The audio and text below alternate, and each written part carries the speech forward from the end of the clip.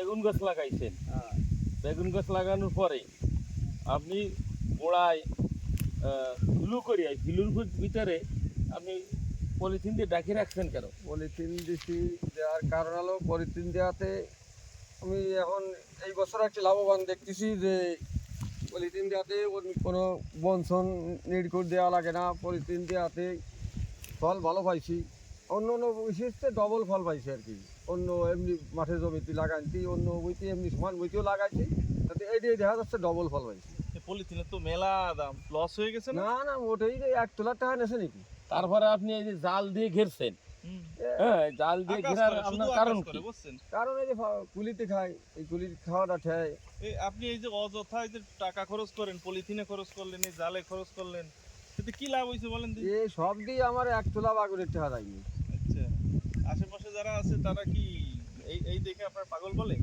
আমার না, এরা পাগল বলে, এরা এদের করবে বলে আর কি সব গোছ গাছ করতে। প্রথম পাগল বলছে, পরে দেখছে যে না, যারা করে না তারাই পাগল। এখন এই সবাই কয় যে বেড কেটে ছাড়া কোনো চাষ করবো। এখন কি আপনার ওই যে একবার যে লেবার দিয়ে পরিষ্কার করতেন, ওই এক লেবারের টাকায় কি হয়েছে সব? আমার সর্বোচ্চ এই বইটি আমার মনে হয় যে 2000 টাকার লেবার আমার খাটি নেই এই বাগুন গাছের বয়সে। আর যদি একবার জমি মানে পরিষ্কার করতে যাইতেন, কয় টাকা যাইতো লেবারে? 2 থেকে 3000 টাকা লাগতো একবার। 15 দিনের মাথায় ফিরে আবার ওরকম 2-3 হাজার টাকা লাগতো। এরকম মনে করেন যে 6 মাস বাগুন হয়েছে, 6 মাসে অন্তত 30-40 হাজার টাকা ব্যয় হয়ে যেত খালি লেবারে। সেই থেকে আর কি আমি মুক্ত। যাই হোক, এখন এটা হচ্ছে পলিথিন না, এটা কি? মালচিং। এটা হচ্ছে মালচিং পেপার। এটা আধুনিক প্রযুক্তি, এখন চাষ করলে আধুনিক পদ্ধতিতে করতে হবে। যেটাই করি না কেন, আমি এখন মনে করেন যে এই যে মরসিদ চাষ করব।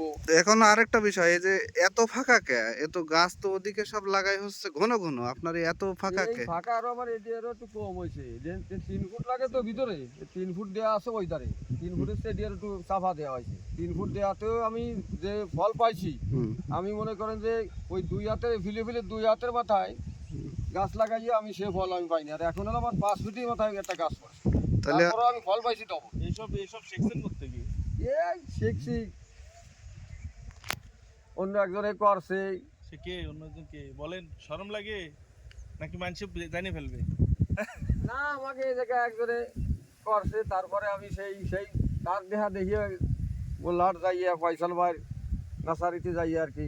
তার চাষের মতন আমি পয়লা আষাঢ়ি সিজনে একটা করছি, সেটা করার পরে আর কি সেই অনুযায়ী আর কি এই দিয়েও করছি। মানে কৃষকের চোখ খুলে গিয়েছে, ঠিক আছে? যে মানে বন্ধ চোখ ছিল, এখন সে বন্ধ চোখ নেই, কৃষকের চোখ এখন খোলা জানালা। এখন তারা সে খোলা জানালায় সব কিছু দেখতে পারে, এবং হচ্ছে যে আধুনিক চাষে তারা অভ্যস্ত হয়েছে, এবং সুন্দর করে তারা গোছানো পদ্ধতিতে চাষাবাদ করছে। এবং এই যে একটা চর দেখছেন, এই বিশাল একটা চর, হ্যাঁ, এটা এই চরে, এটা টুঙ্গিপাড়ার সে উপজেলার ভিতরে পড়ছে। তো এইখানে যে পরিমাণ জমি এবং এই জমির যে উর্বরতা, তো এখানে যদি এই পদ্ধতিতে চাষাবাদ করা যায়, এটা আরও এক্সটেনশন করা যায়, তাহলে মানে এই জায়গার পুরো মানে কৃষির যে চিত্র, এখানে কিন্তু ম্যাক্সিমাম কৃষক মানে বাড়িতে যারা আছে সবাই কৃষির উপর নির্ভরশীল। তো এটা কৃষি চিত্রটা চেঞ্জ হবে। মোটামুটি আপনারা কতজন এখানে মানে এই এই এই পথে এগোচ্ছেন? 15 জন 20 জন হবেন না? তার বেশি, মানে এক বছরই তো 20-25 জন হয়ে গেছে। হ্যাঁ, হয়ে গেছে। আরো যে সামনে যে চাষ করবে, তাতে আমি তো দেখছি এলাকায় সবাই ওই এটা ধারণা যে আমরা এইভাবে আর কি। আচ্ছা, আমার একটা প্রশ্ন, যে ধরেন আপনারা তো মধুমতি এগ্রোতে গেছেন, সেখানে যে এটা সম্পর্কে জানছেন, তো এখানে আসলে আর কি করলে আপনাদের জন্য, আর কি করলে আপনারা আরো সহজ হবে? যে যেমন এখানে আপনি এখান থেকে মোল্লাহাট যাচ্ছেন, যে হচ্ছে পরামর্শ নিয়ে আসতেছেন, তো এমন কিছু করলে কি আপনাদের উপকার হয়? যে এখানে আমরা সরকারিভাবে, সরকারি যে আছে আপনার, এই যে সরকারি যে এগ্রিকালচার অফিস, এগ্রিকালচার থিওরি যারা ওনরা আসিয়া আমাদের মাটি পরীক্ষা করিয়ে মাটিতে কোন ধরনের সার আর কি প্রয়োগ করলে, হ্যাঁ, এই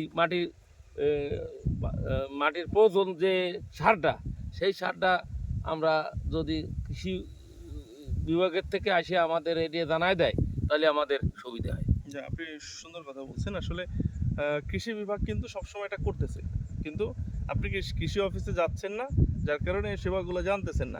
আপনি আপনার প্রয়োজন যেটা, আপনি তাদের কাছে যাবেন, সেখানে তারা করবে।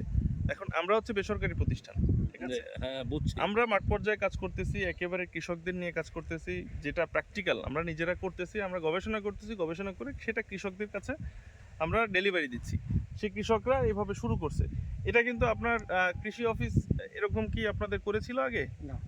আচ্ছা, আমরা যেটা করেছি সেটা extension করেছি। আপনারা এখানে এই প্রকল্প ছিল না কৃষি অফিসে, এই যে যে প্রযুক্তিগুলো ছিল এটা প্রকল্প থাকতে হয়, ঠিক আছে?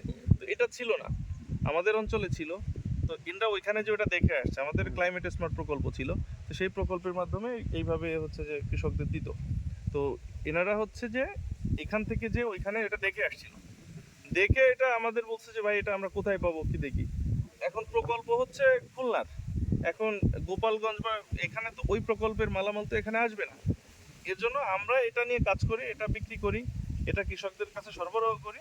তো এনরা আমাদের কাছ থেকে যে ওইগুলো সংগ্রহ করে নিয়ে এসে প্রযুক্তিগুলো নিয়েছে, কিভাবে আমরা চাষ করি, বেড করি কত দূরে, গাছ লাগাই কিভাবে, এনরা আমাদের কাছ থেকে চারা নিয়ে আসতেছে, বীজ নিয়ে আসতেছে, কীটনাশক নিয়ে আসতেছে, মালচিং নিয়ে আসতেছে, মানে প্রযুক্তি নিয়ে আসছে সব কিছুই, ঠিক আছে? তো আমরা এভাবে কাজ করতেছি কৃষকদের সাথে। এরপরে তারা যেখানে থেকে যাবে তাদের কাছাকাছি হচ্ছে মূল অভিভাবক হচ্ছে কৃষি অফিস। হ্যাঁ। কৃষি অফিসে যেতে হবে, কৃষি অফিসে গেলে আরো অনেক সুযোগ সুবিধা তারা পাবে, না গেলে কিছুই পাবে না। আপনারা তো এগুলো থিওরি দিয়ে আসতেছেন, কিন্তু মাটির যে ইডিয়া মাটির যা চায়, হ্যাঁ, এটা তো আর আপনারা পারতেছেন না। হ্যাঁ, এটা আমরা করতেছি, পারতেছি তো মাটি পরীক্ষা করিও আপনারা, এটা আমরা করে দিচ্ছি। মাটি পরীক্ষা করে যে যে মাটিতে যে ফসল ভালো হয়, যেই মাটিতে এই ফসলটা ভালো হবে সেইভাবে কৃষকদের পরামর্শ হ্যাঁ, দিলি। হ্যাঁ, আমরা সেভাবে হ্যাঁ। দিচ্ছি। এখানে কৃষকরা তাহলে আছে, কৃষকের জিজ্ঞেস উন্নত করেন, হবে। আমরা কিন্তু এখানে এসে মাটি টেস্ট করেছি, মাটির পিএইচ দেখছি, মাটির অন্যান্য গুণাগুণ দেখছি, যে আসলে কি লাগবে এই মাটিতে, হুম। মাটিতে কতটুকু কি প্রয়োজন, সে অনুযায়ী আমরা তাদের একটা পরামর্শ দিচ্ছি। তারপরও সার্বিক পরামর্শের জন্য কিন্তু কৃষি অফিস কৃষি তারা অফিস। আগে, তারা তারপরে এসে হচ্ছে যে- দেখবে, তারা সরকারিভাবে তারা দেখবে। আপনারা তো বেসরকারিভাবে করে যাচ্ছেন, হুম, কৃষকের সুবিধার্থে আপনাকে হয়তো চারা আনতেছে আপনাকে ওখান থেকে, তারা আমরা সেই বীজ। আফটার সেল সার্ভিস দিচ্ছি আমরা, বিনামূল্যে সার্ভিস এটা। ভাই যে ধন্যবাদ। নশীতে সম্মানিত দর্শক, আমরা ছিলাম হচ্ছে টুঙ্গিপাড়াতে, গোপালগঞ্জে। আপনারা জানেন যে খুলনা অঞ্চলে ক্লাইমেট স্মার্ট প্রযুক্তির মাধ্যমে যে পলিমাস পদ্ধতিতে এই অঞ্চলের যে কৃষির ব্যাপক পরিবর্তন হয়েছে, তো তার যে ছোঁয়াটা সেটা কিন্তু এক্সটেনশন হয়েছে। বাগেরহাটের কৃষি উদ্যোক্তা শেখ ফয়সাল আহমেদ ভাই, উনি কিন্তু এই যে প্রযুক্তিগুলো মাঠে ছড়িয়ে দিচ্ছে। এবং দেখেন, আমি যদি একটু দেখানোর চেষ্টা করি, প্রত্যেকটা গাছ এখন যদিও মানে বেগুনের কোনো মূল্য নাই বাজারে, মূল্য না থাকার কারণে কৃষক কিন্তু যত্ন ছেড়ে দিয়েছে, এবং এই বাগানটা কিন্তু 1 মাস পরে পুরোটাই কেটে দেওয়া হবে, কিন্তু পর্যাপ্ত ফলন আছে। এই বেগুনটা যদি 30 টাকা বাজার দর হতো, তাহলে কিন্তু কৃষক যত্ন নিয়ে এটাকে আরো সুন্দর করতো। এই জন্য প্রত্যেক গাছে পর্যাপ্ত পরিমাণে ফল আছে। তো আমরাও চাই অল্প জায়গায় অল্প সংখ্যক গাছে অধিক সংখ্যক ফসল কৃষক পাক, কৃষক তার ফসলের ন্যায্য মূল্য পাক, এবং এগুলা যদি নিশ্চিত করা যায় তাহলে দেশ আরও এগিয়ে যাবে। তো যারা এই ভিডিওটা দেখবেন, অনেক অনেক ধন্যবাদ। কৃষির সাথে থাকুন, উৎপাদনের সাথে থাকুন, দেশের অগ্রগতিতে ভূমিকা রাখুন। আসসালামু আলাইকুম।